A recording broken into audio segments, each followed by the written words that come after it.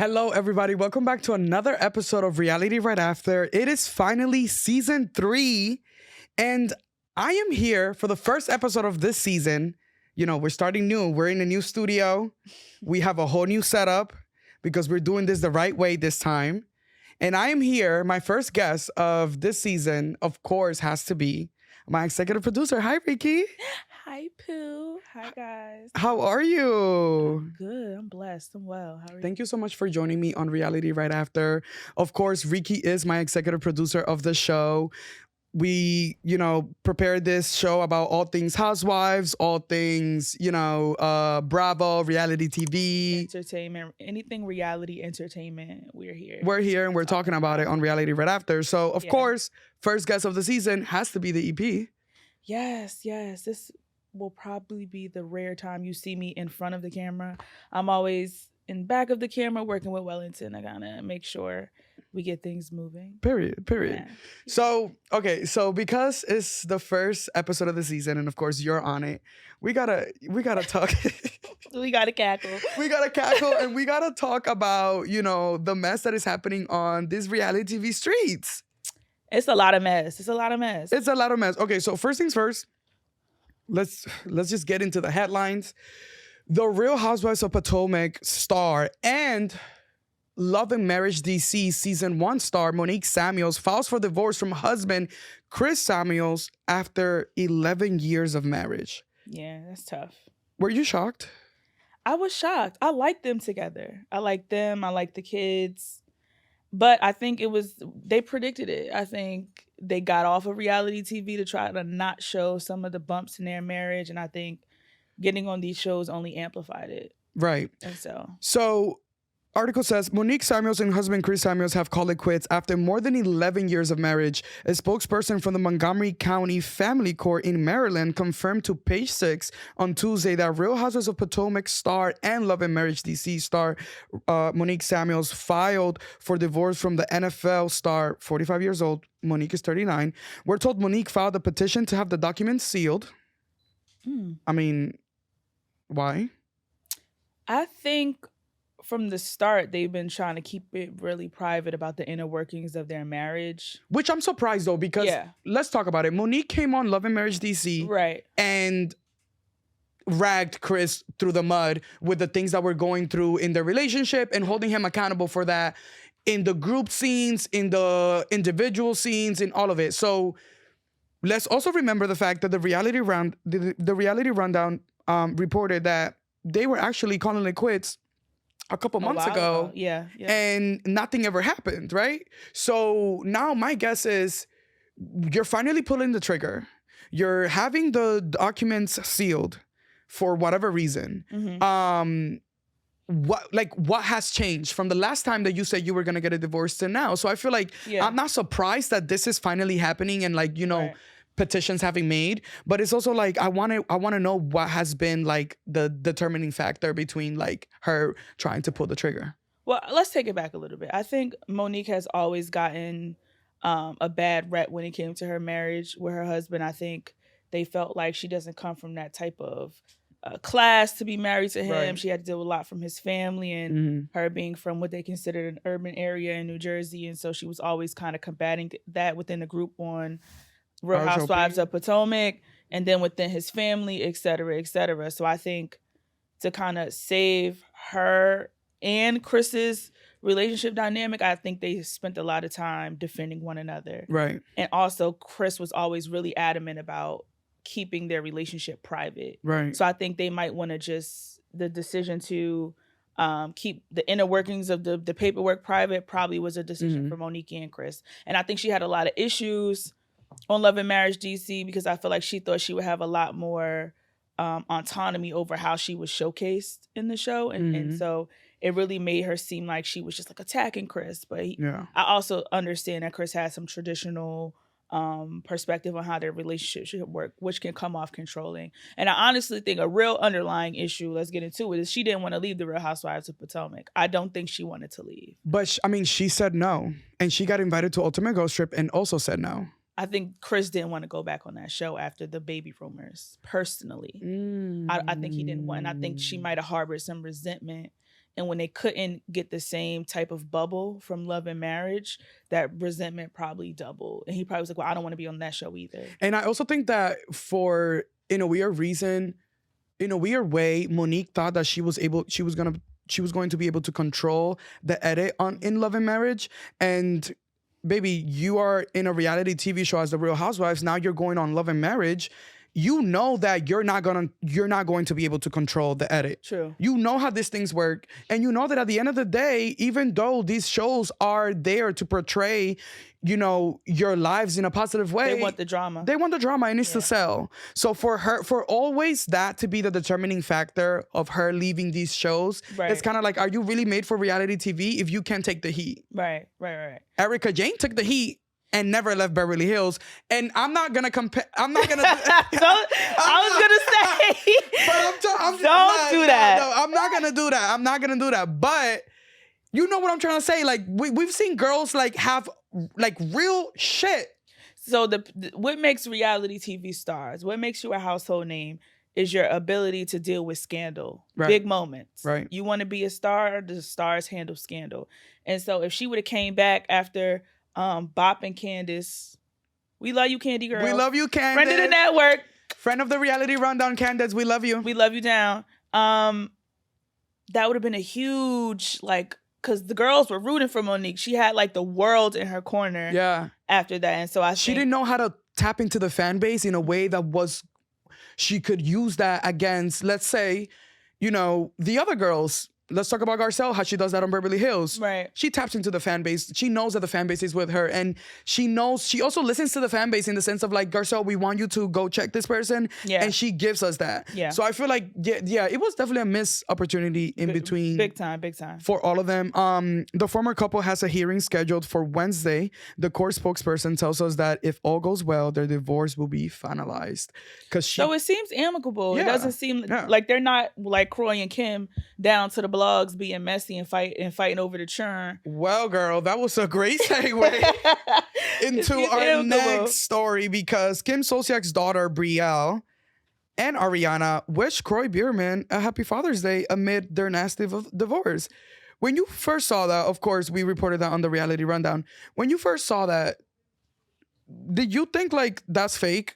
Because no shade. I don't know if I want my daughters to be saying Happy Father's Day when we're going through this public, nasty divorce and this man is calling me a gambler and all of these things and doing petitions that are making me look bad in the public. That's why, I get it. He has done a lot for those girls, but it's also I don't know. I don't know if I'm able to compartmentalize that. Maybe it's some truth to it. And so they're having a hard time saying we're just going to totally be on mom's side or totally be on dad's side. That's actually... Yeah, so it might be a little, you was down to the gambling hall, so it might be a little truth to it as to why they're not, picking a side. But that's their father at the end of the day. Yeah. Who is them sure daddy? I don't know. But Kroy has been their father. Right, no, that's their father. For a really long time. So it's if we ever met their never. Their father. It wasn't Big Papa, so we don't know. We don't know. But what I wanted to say is at the end of the day, that's their parents. So, it's hard when your parents go through a divorce or they're fighting to really choose sides. I'm going to always choose my mom and them side, but what I'm saying is that's their father, and they probably witnessed some things that we didn't see that they feel like they don't really know which side to pick, but that's their daddy. So wishing them a happy, and also keeping up appearances. We ain't got nothing to do with what y'all going through. Right. That's also true.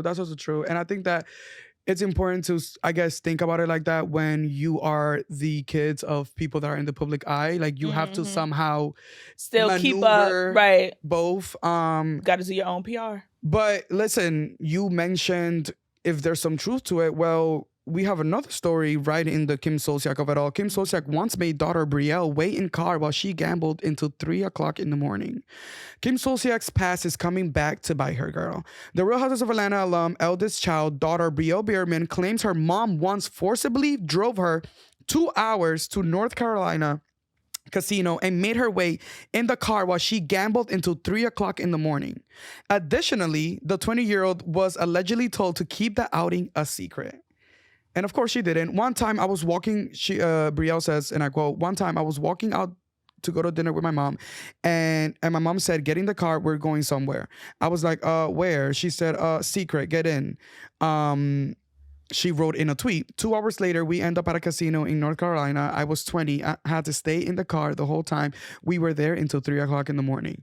So Brielle She said that happened when she was 20. When she was 20. And she, I get it. That's that's rough. But you are 20 years old, Greg. and I think that she said it like, You saying it like you was 8. I also think that she was just trying to be funny about it, because it was like in a series of tweets that she was saying it. But I like, girl, this is not the time.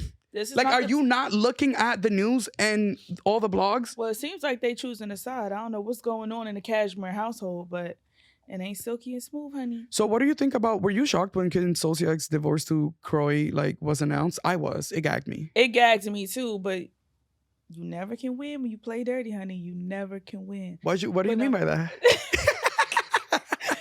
So I feel like over the past 10 years, how long have they been together? Well, when Kroy was first introduced to the Real Housewives of Atlanta, they have like 8 kids. She was my husband this, my husband that. You remember they were saying he was her wig maker and her wig curl, and he did her makeup and he drove her around everywhere. And she was saying for years how the ladies were just jealous of her because she was married and she had kids. Right. And Cashmere did $7 million. And also, like, let's talk about it. Like, she was ridiculing all of the other women for... And she went really hard at Kenya about Kenya not having a man and Kenya getting a divorce and her man don't wear her. And now, lo and behold, the well has run dry. Kroy is jumping ship and you trying to get back on the cast with the girls. So you never can win when you play dirty. You can never win. No. You can never win. And we're not going to do too much on Kim Zolciak, so moving on. Period. Vanderpump Rules alum Faith Stores. Hold on, because this is like... Okay. As soon as I mentioned Vanderpump Rules, I knew that you were going to like... So wait, real quick, for full transparency. Yeah. I used to stand Vanderpump Rules back in the day. Okay. You know what happened with that. Love those girls and what they do. They're just not my girls. Right. But go ahead. They're not our girls. However, Faith, the black girl that was on that show, scored a $6,000 I guess payment in 72 hours after launching a GoFundMe against Stassi, which was the girl that got fired for doing racist actions against Faith. Stassi, Kristen, and Jax were fired for that. There's a page, a Variety article on it. So let me just read you this. I'm just happy that... Well, what's the GoFundMe for? I don't know, but the girl that they were doing racist things on, she got her money, and whatever, girl, get your money. Faith has earned more than $6,000 to go toward her legal war against her ex Vanderpump Rules castmate Stassi. Stowers collected $6,406 from 74 donors after launching a GoFundMe 3 days ago. Faith's highest donor gave her a whopping $5,000. Stowers is raising money to sue Stassi over the non-factual allegations over her in Schroeder's book. Stassi wrote something in her book that Faith didn't like, and she says, "I'm seeking assistance with my legal team to get this book removed from all of the royalties. Funds collected from this book be given to charity or assisting a family of choice," Faith stated about in the GoFundMe she had created herself. According to Faith, she was publicly targeted and mercilessly verbally attacked by Stassi and Kristen on multiple public platforms. She said both women used their privilege and celebrity to try and tear me down, which was very sad time in my life and, for me in general. Stassi and Kristen were fired from Bravo in June of 2020 after the two were exposed for racist actions against Faith, the only black cast member on Vanderpump Rules. The pair called the police to report Faith after reading an article about a black woman who they said looked like Stowers committing a robbery. Not my girls. Get your money, Faith. Get your coin, Greg. Get your money. They sent that money quick. And I'm going to just say this. Down. I have to be really careful when I say this. I'm all for people evolving, but I'm not for ignoring the past. Right. I can come around rehabilitation, Calm down. but let's not forget what these people did. Mm-hmm. And for the need of, because of all of the Vanderpump Rules stuff that has been happening, like, let's not forget why these people are no longer in our screens. Right. And let's figure out if they have done the work to deserve to be in the public eye. Correct. That's all I'm saying. I'm not saying people need to go under a rock. All I'm saying is they were fired for a serious reason, and serious things and protocol has to be in place before these people are just back in our screens. Right. Get your money, Faith. We support you, sister. We will riot. Down. So, moving on to some Real Housewives of Miami news. Larsa Pippen shades Real Housewives of Miami stars who shed fake tears on camera. Larsa. Bye, Larsa. I was gonna say something so shady, but like I really want to interview Larsa, so I'm gonna save it. Because it's like Larsa talking about fake. Bye, Larsa. What is Larsa's ethnicity? The braids. What is her ethnicity? Let's look it up. So Larsa Pippen. She's cosplaying a Latinx woman from Miami. She's not. So as Wikipedia says, Larsa Pippen was born on July 6, 1974. Her mother is from Lebanon and her father is from Syria. I knew she was Middle Eastern. I told you she is not. She is from a Syrian descent. She was raised in Chicago, Illinois. The reason why you asked that? I asked her that because she's talking about fake, and I feel like she cosplays her ethnicity, and I think it's strange.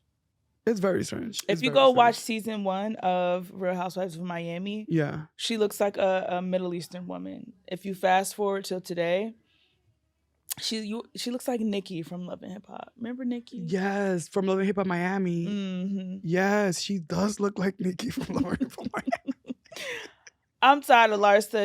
Isn't she also dating Michael Jordan's son? Michael Jordan's son, Marcus Jordan. Mm-hmm. And just the other day, Larsa Pippen. Also, hold on. Let me just get you the actual article because I don't want to, misquote myself. She scored half of Scottie Pippen's Chicago Bulls retirement. Just the other day. This was 1 day ago, actually. So she's even making more money off of Scottie Pippen. Listen. I mean, she raised those kids and, those kids are well off. That's whatever. If Scottie's giving her that money, then I'm sure Scottie has a good legal team. And if she's getting this money, it's because I guess that he's agreeing to it of some sort. The girls that get it really get it. Yeah. And I support Auntie Larsa in that. Get your money. Yeah. Totally. Yeah. But I just want to line that she's not Latin. That's all. Or black. Yeah. Let's or black. Because I think that people might not even be thinking that she's lying. I think that people might think that she's black. Yeah, from looking at her. Today. Not even from looking at her today, but from the vibe that she likes to perceive, Yeah. And she was friends with the Kardashians, and it's giving like a Lala Anthony. Yeah, and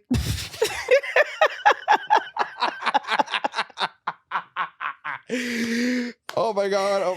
It's giving Lala Anthony like she picks like I don't know. Like, what are you doing, Larsa? But I digress. Yeah, no. We needed to make that clear. Child. Okay, so let's move over. We're in New York City, so let's move over to some New Jersey news. Okay. Not me saying we're in New York City. Let's move over to New Jersey. Don't do us. Jersey. Mother herself, Teresa Giudice. Tres leches Giudice. Teresa, we love you. We love you down. Teresa, we love you down. Teresa, we love you down. Teresa Giudice addresses rumors her and Louis Ruelas, whose Puerto Rican and Dominican marriage is shaky on ground. So Teresa Giudice has shut down rumors that her marriage to Louis, I don't know. They say Luigi. Let's say Luigi. It's on the rocks and shaky ahead of their first anniversary. There's no such thing, she says. She said on her podcast, Namaste Bitches, I love and adore him so much. Like, no, nothing shaky. So I think that, season 12, 13, I don't remember, I think 12 of the real, I hate misquoting myself and I hate people checking me, so season 13 of the Real Housewives of New Jersey just finished airing recently, and their reunion, which was one of the most shocking reunions that we have gotten in a while, because her and Melissa were finally going head to head. Like the final battle. Mm-hmm. We've seen the situation with Teresa and Melissa for years, 10 years to be exact. So they finally go head to head at the reunion. And, the Real Housewives of New Jersey is at this point where, like, we don't know how the show is moving forward. Teresa wants nothing to do with Melissa. And when Andy started that reunion, she said to Andy asked both of them what their intention was. At the end of this reunion, how do you guys want to walk away from here? And Teresa said, I don't want to see this girl for the rest of my life. So she's done with her. Melissa seems to be done with her too, but towards part 2 and part 3 of the reunion, Melissa tried to she was done with Teresa, but then she also blames Teresa for being the one that ends the relationship. Kind of like, oh, I don't want to fuck with you, but look what you're doing. Like, no, y'all both don't want to fuck with each other. Right. So let's call it what it is. Let's not make it seem like Teresa's the one that's ending this and Teresa's the bad guy for ending this. You guys don't get along. Right. I think, I'm so sorry. No, it's okay. It's okay. Oh, child, a girl been out for 20 hours and 20 nights and 20 days. Not 20 nights, girl. But no, what I wanted to say is on the rocky marriage part, I think anybody marrying somebody and bringing them into this much family drama and this much television and ridicule, they're probably down to the house tussling. We don't think y'all physically tussling, but y'all tussling and money's is stolen and all kind of stuff that be going on when you get welcomed into this family. But I just think sometimes people, it's okay if you don't like somebody. You just don't like people. They don't like each other. They've never liked each other. They've never seen it for each other. And we keep trying to force them. I'm Team Teresa, by the way. But we keep trying to force them to be family and to be good girls. And it's just never going to happen. It's just not happening. Either the network has to make a decision. We're going to prioritize Trey. Or we're going to phase her out and keep Melissa and get a new HBIC. But, trying to force their family drama is tired. And it's late and it's overdue. And I'm tired. They don't like each other. They done called the feds and got, allegedly called the feds and got her husband kicked out and missed important family moments. Yeah. And they're just Teresa got married to Louis and Joe and Melissa didn't show up. Right. Teresa and Joe only have each other on this earth. Right. Both parents have died. They're not close to their, secondary family. The Wakilis, they don't mess with them. They only have each other when it comes to their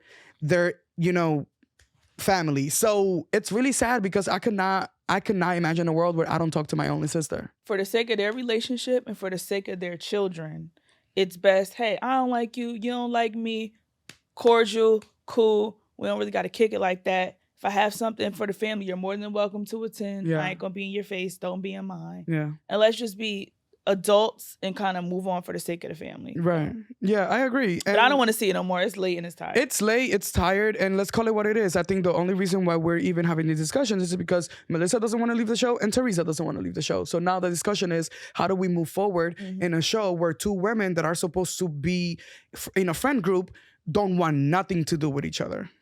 You could be around people. They need to take a page out of Kenya's book, because Kenya could come around somebody and pay them absolute dust. Well, let's segue into the Real Housewives of Atlanta, child. Yeah.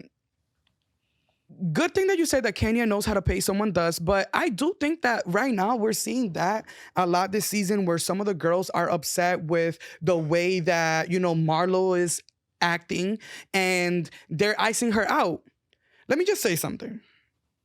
You cannot be in an ensemble cast and ice a cast member out. It's not going to work. It's not going to be good reality TV. I'm not sorry. Beneficial. Clicks are not, like they always say, are not beneficial to the show. And as we saw, because they iced Nene out. Let's call a spade a spade. They all got together and said, we don't want to deal with Nene. We're not going to film with Nene. We're not going to deal with Nene. Nene it was clear in the last season that a lot of the girls were reached their wits' end with Nene's behavior. Let's say that. And so they decided, I don't want to film with her. I don't want to fool with her. I don't want to kick it with her. I don't want to skate with her, nothing. And so eventually Nene got her walking papers. What we're now realizing is there is no person to fill Nene's shoes. There's nobody who knows how to be a likable villain. We thought it was a likable villain. A likable villain. Teresa is a likable villain.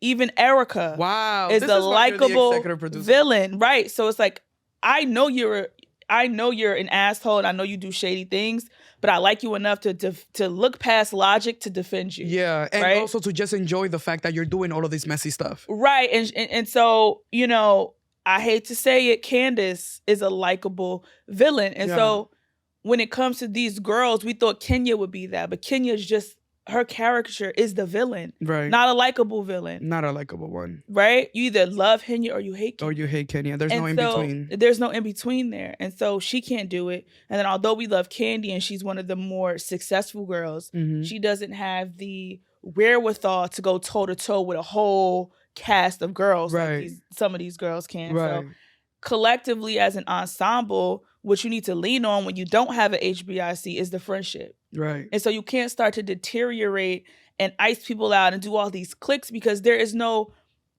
there's not one person that's going to carry the show while everybody's in turmoil. There's no spread of stardom. So you don't have a star on your clique and you don't have a star on your clique. And so you're trying to make the fans choose sides. And really, we don't even really fooling with none of y'all, to be honest. And so another point I wanted to bring up, and sorry to be long-winded. No, you go ahead, girl. Is a lot of these stories have ran its course, right? And so everything I feel like Candy can show us, she showed us her struggles being a single mother. She showed us her businesses. She showed us her family, Todd, all the things she was dealing with. What now does she have to talk about? What now does Kenya have to bring to the table? What now do these girls have to bring to the table? And so you see these kind of stories take place with Marlo, and Marlo worked because she was a friend of. Right. Marlo is best suited as Robin to a Batman. She's not Batman.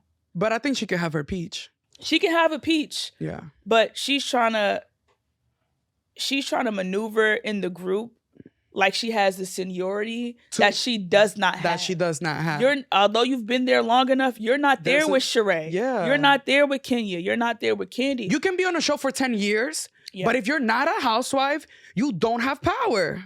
You don't. So she needs to play the role of Drew. She needs to play the role of Sam. Right. She's come in, say something fun. You know what Marlo used to do? Come in like a tornado and just go right out the door. And so I just think they don't have that nucleus to kind of center the drama around. I think a Portia would be great.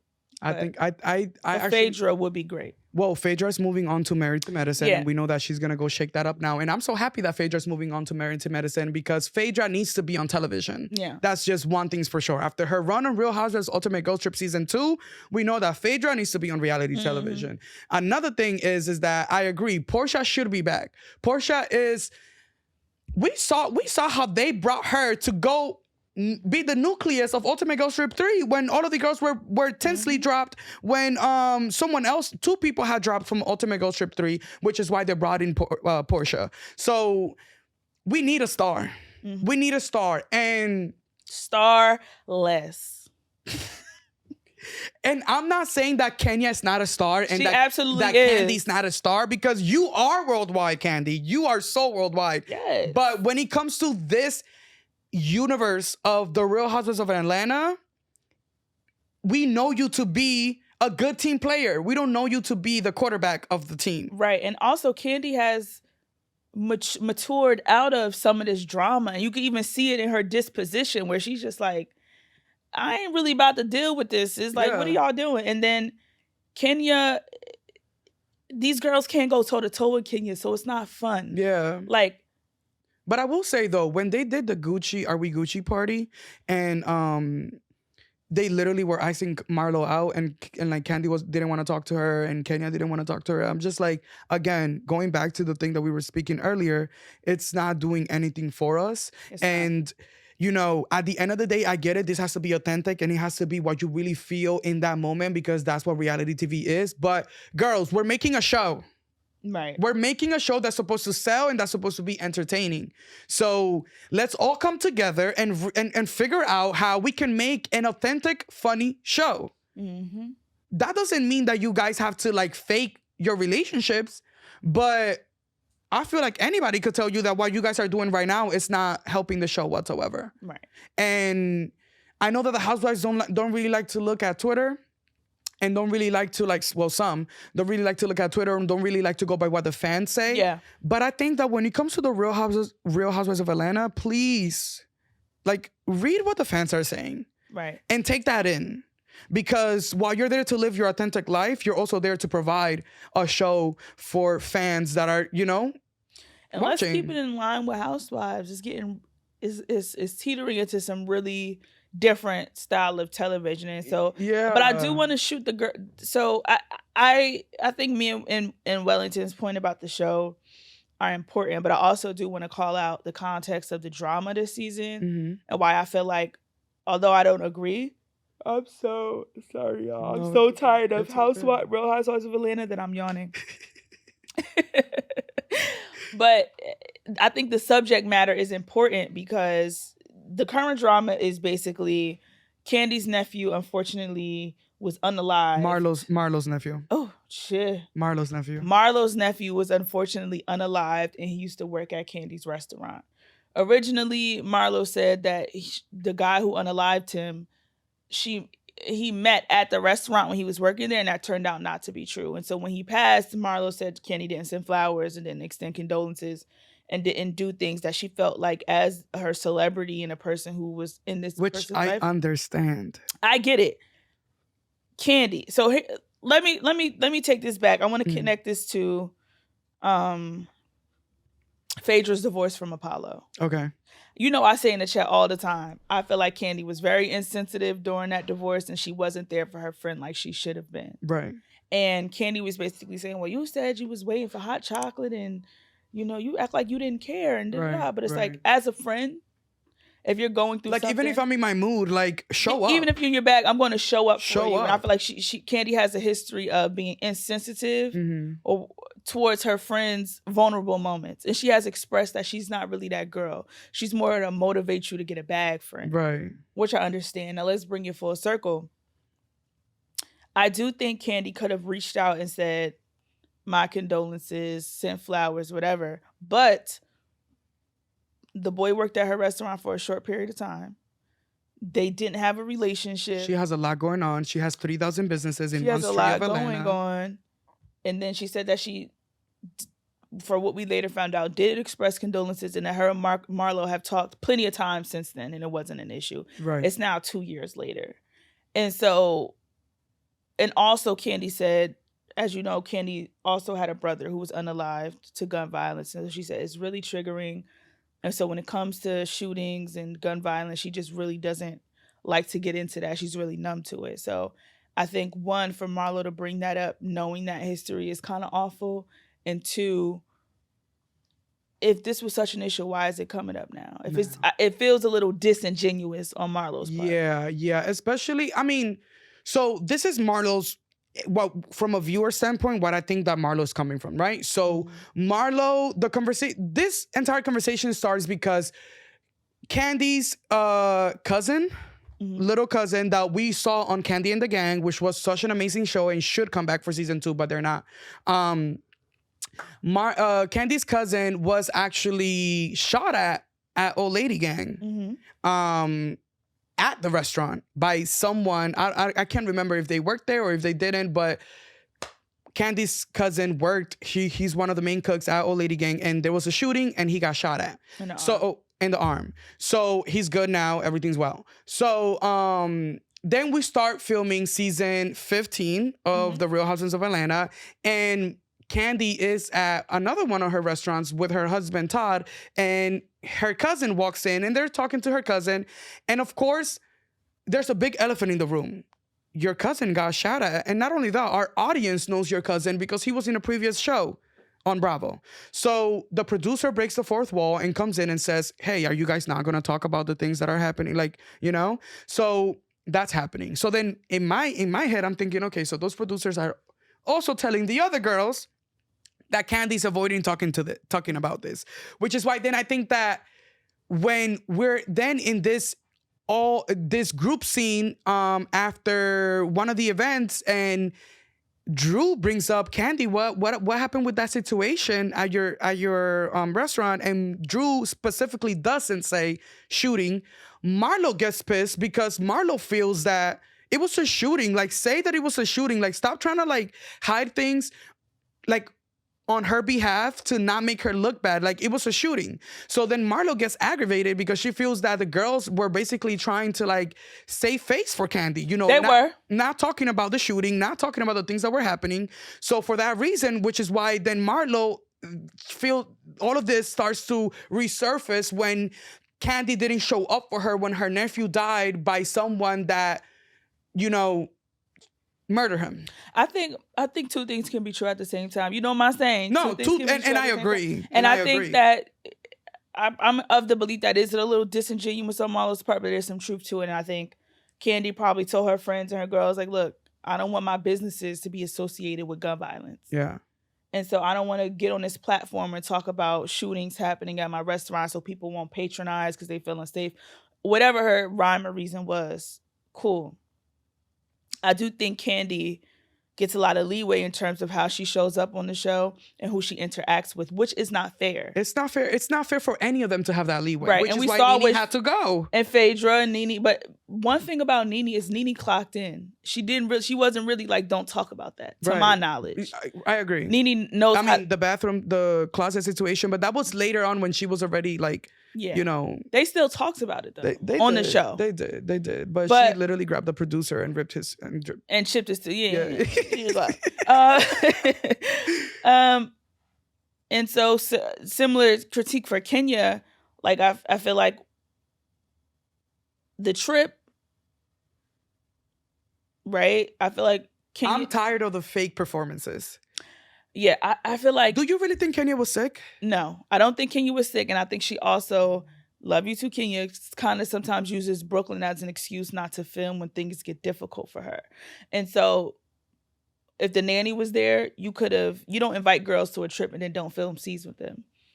And then before the performance, you getting carried down on a gurney. Kenya, like, I was like, girl. So yeah, they was banging on her door and that was inappropriate. But I understand Mono's point is we're all clocked in and working, and you and Camden need to come to work. And you know that this is the hotel where production is hosting talent. Mm-hmm. So if you know that the cameras are in full range in this hotel, and we have this agreement, because let's talk about it. Right. There's contracts in place. There's cue sheets that are sent out.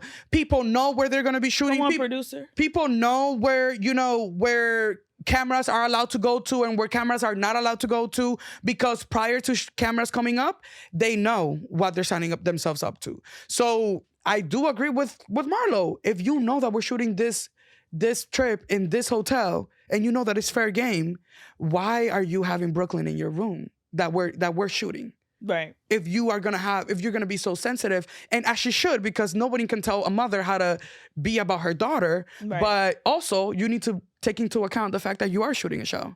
Right. And so I think Marlo's definitely fanatical and sometimes inappropriate and disrespectful, but I think under all that, she does have some valid points. Yeah. But it's just coming off really not Real Housewives and reflective of some of these other networks I shouldn't mention.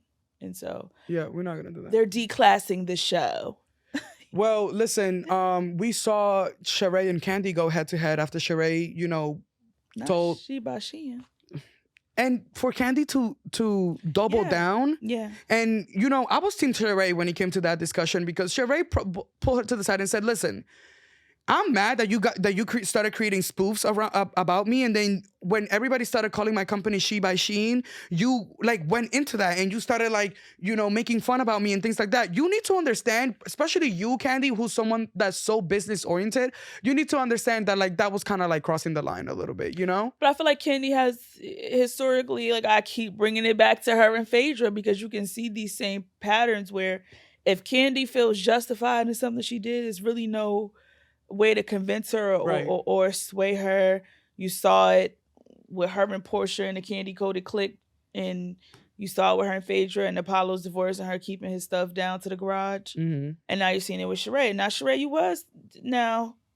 you didn't do right by them folks with that clothing and stuff now. Right. And then she ultimately admitted that she outsourced and just put her logo on some stuff after she said she wouldn't. Mm-hmm. But we'll give you grace, babe. Spring, summer. We'll give you grace. But it was just weird for me because in my head, I'm just like, she's explicitly telling you what got her mad. And you're saying, well, I don't understand why that got you mad. Impact and, versus intent. Like, even though you didn't intend to piss her off, it hurt her and she feels like it was hurtful to her business, especially because you are the most followed housewife, especially because you have such a big platform. Right. So, and like you said, I went to Old Lady Gang the other day and I brought my entire family and the food didn't come out for 3 hours. I didn't go and made a spoof or a reel about me sitting at Old Lady Gang and my food not coming out. And that was a valid point. That was because that was a valid point. Sometimes Sheree be missing the mark. But like Sheree did look good on that in that Gucci blazer. She did. She ate the girls up. I thought she looked the most elegant out of everybody. I thought Sanya looked. I like that cream. Sanya looked regal. Come on, cream. And also I love Sanya when she puts her head like in a ponytail that like half up, half down. Yeah, like you ate that up. Sheree and Sanya were definitely best dressed. Marlo looked cute, but it was low key like a coat. It was just giving fanatic. Like she just gives me. She's like, I don't wear brands, honey. The category is drama, whatever. I'm just. Are you seeing it for Courtney? Who? Come on,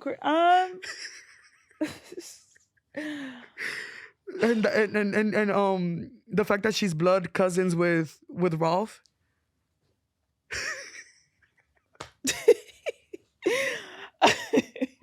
Are you seeing it for Drew? She's getting a divorce. She need to. I support that divorce. So girl. Drew, all I need to know is, did you find out where Rolf was in Florida? He was with Courtney. Allegedly. But no, Courtney, she really turned me off with the bopping and with her Alicia Keys fedora on. And calling people ghetto. With her Gucci butterfly belt and red leather coat. Anyhow, so it was me now. She needs like a Barb Nation, by the way. Yeah. First of all, I can't even speak because I'm not gonna let the Barb shoot me up. But no, she needs just one more bundle in her hair, and I'll be good.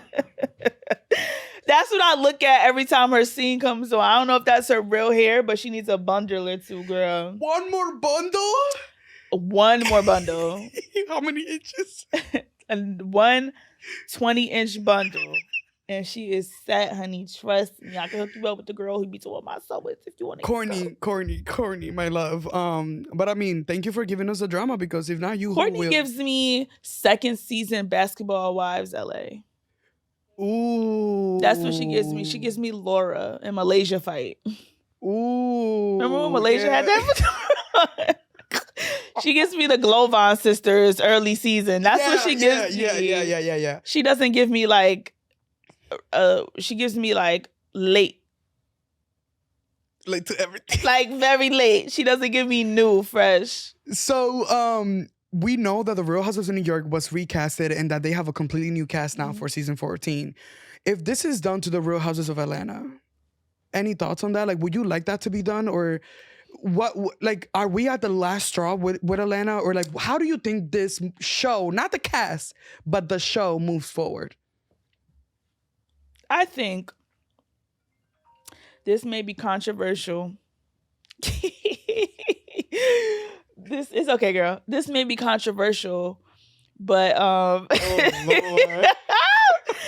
I think that I would like to see what the show was originally about, right? Like, I think the downfalls keep bringing on these celebrity girls. I get the need for celebrity because it attracts viewership, Right. but I want to see some housewives who are living and have money and are spending money and who are Right. affluent in Atlanta Mhm. and make them celebrities like we made these original realities. And I think that's what's missing across the board in all of these shows is we get too focused on these celebrities Right. when let's get some real, Some real people rich that are girls, which is when you really get even to the good reality influencers. TV. Yeah. Because when people don't feel the need to portray something different because they know how the social media thing works, they're willing to look at Love and Marriage. Mm-hmm. Now they're starting to get they're starting to like pander to the audience, but they were so raw the first couple seasons because that's their regular real life. people, Right. Regular right, people. right. Yeah, the girls produce themselves too much. Yeah. So we need real friendships. Which is what Cynthia Bailey said is missing from the show. Yeah, real friendship. Like, these girls in earlier seasons would fight. Nene and Kim would fight tooth and nail and would be down to the happy hour the next week having a genuine cackle. A cackle, right. And when they weren't dealing with each other, they genuinely weren't dealing with each other. And so I think that's what's missing. It was really not too many cliques back then. Like, they all fought. They all commentated, they all had something to say. And so I think that the celebrity they've outgrown their role, and their celebrity, similar to Nene, has reached far beyond what the show needs. How do you feel about the OGs coming back for that scene with Sheree? I was unaffected. Nene wasn't there, so I just feel like it was moot. Love the beat. The girls look great. Love the beat. Beautiful gowns. Beautiful gowns everywhere. Yeah. Okay. I was unaffected. Mm-hmm. Okay. Well, listen, The Real Houses of Atlanta season 15, very telling season for what's to come next. And also, we're keeping a close eye on The Real Houses of New York City, because if this reboot works and if this reboot does what it needs to do for the audience, Housewives, you are next. Your show is next. If you guys are not willing to coexist, if you guys are willing to take each other down to the nitty gritty, to the point where people have to leave shows and production doesn't know how to move forward, you're making it harder for production to put a show together. Mm-hmm. So you think that you're giving drama, but what you're giving is actually like insubordination in a way, because it's like you're making the show go to a place where it doesn't need to go. Mm-hmm. And it's not working. So if New York City works, Potomac, New Jersey, Atlanta, I feel like Beverly Hills still has some legs because they had a good season last season. Particularly Potomac, because y'all are starting too early on that click stuff. Yeah. A lot of these girls didn't get clicky till 10 and 11 years later. Yeah. Y'all are doing it very early, and y'all are siding on the wrong side of history. Yes. So and I'm gonna say this. The way to keep that show... Look to your camera. 4. This is my camera. I don't even know my camera, y'all. 4. Let me look at my camera. The way to keep this show is to break up the Green Eye Bandits.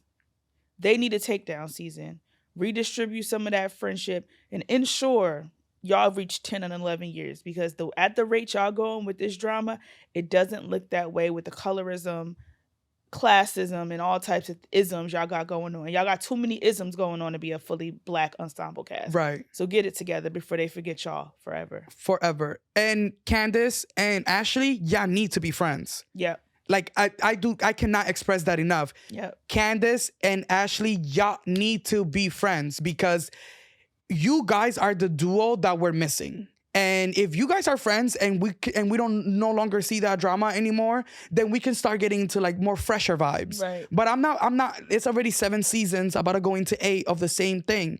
Giselle and Wendy, you need to make up. You need to. Housewives is about problem and resolution. not just about problems. Right. We don't want you to be like Melissa and Teresa. We want you guys to generally be able to move forward with your problems, because that's how people actually go about in real life. So yeah, there needs to be more resolution when it comes to Potomac. I have a quick question. Go ahead. Could you foresee a Tiffany Pollard coming in on the Real Housewives? So Tiffany Pollard, icon, reality TV icon, was recently on College Hill season 2, where Jocelyn beat Amber Rose's ass. EMB. And College Hill didn't show it on Paramount Plus because ASU had a problem with it, but they showed it in the trailer, which I feel like that was a cop-out. Anyways, sorry, I had to say that. Tiffany Pollard, no. Okay. I don't see it for her because I think she has to do another show where we see her live for then producers that put these type of shows together to see like, oh, I may be interested. We haven't seen Tiffany's life.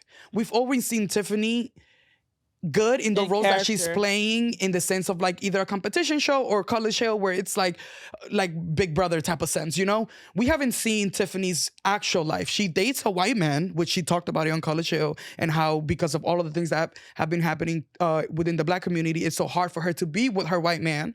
I want to see that. I want to know those conversations. Are you going to couples therapy? So Tiffany Pollard, if you want to show, reach out to the Reality Rundown, because we'll go down there and shoot it. We would. I think she would be a good, I personally, in my personal producer opinion, think she would be a good casting, because I feel like for so long we've only known her as her caricature. Right. And so taking a peek behind that, not to say she isn't portraying who she really is, but you know. Right. I want to talk about the Reality Rundown in general. Okay, yeah. Rundown media in general. Let's do it. Reality right after in general. Right. We're so excited about this new season, y'all. And we have so much in store for you guys. We're doing it bigger and better. You can already see. And bolder. And so we really just wanted to get on here and have this introductory moment to cackle, because this is how this stuff came about, is us cackling. Because that's all we really do, is cackle. And be like, okay, let's make a show. And it just happened that some of us actually work in media. We also are the professional working girls. Right. So we all work in our respective media professions. Yeah, we're not bloggers that call themselves journalists and have never worked a day in their life in actual companies. A blogger. You know? Jocelyn, did you remember? And we're shady. And so make sure you guys are followed and subscribed and tune into all of the content. We develop content across all of the Bravo Celebrity universe. We sometimes bring in some different reality TV elements that we see are trending and are fun. If you have ideas, pitches, you want to bring your own podcast, your own show, anything that you have that you feel like fits in within our network, we have resources for y'all to reach out to us about too.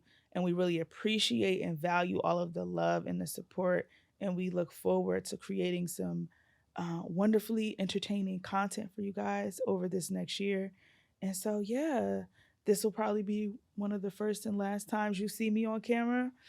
But just wanted to say that, show y'all that we're here. And I wanna piggyback off of that. Yeah. It's been a really amazing year for the brand. We've reached 21,000 followers on Instagram. Reality Right After is coming on season 3. The Talk podcast is on season 2 and doing amazing. We have other podcasts that are coming on and other shows that we're pitching and brainstorming and, looking to develop. The team is growing and our productions are growing. And I just want to say to all of my friends, all of my family, all of my co-workers, everybody that has ever known me, that has followed, that has subscribed, that has liked, that has commented, thank you from the bottom of my heart, because I really put my sweat and tears into this. You did. And I really see it for myself, and I see it for our team, and I really see it for our brand. And for me, I could cry right now, because literally it's literally what I live for. I one day had an idea and I'm working on it.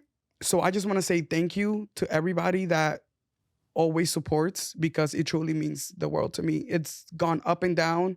We've gone through tribulations, but we're here and we're still doing it. So thank you so much. Thank you so much for being here, Ricky. Thank This you. actually turned out to be such an amazing episode. If you guys love reality TV, follow The Reality Rundown on Instagram and on Twitter. And if you want to read some articles, go on therealityrundown.com. We have a website where our writers write everything reality TV. If you want to see some real good content, go on YouTube, The Reality Rundown. This is where all of our shows and all of our podcasts air. If you guys like specific housewives, love and marriage, basketball wives, listen to Reality Right After. This is the podcast where I'm going to have every week different guests, different reality stars, different producers, everything about the reality game, and talking about it right after. So make sure that you subscribe and that you like, comment, all of those things. Thank you for supporting. Ricky, thank you for coming. To the people in the room, thank you for putting this together. I am so grateful, and see you guys next time.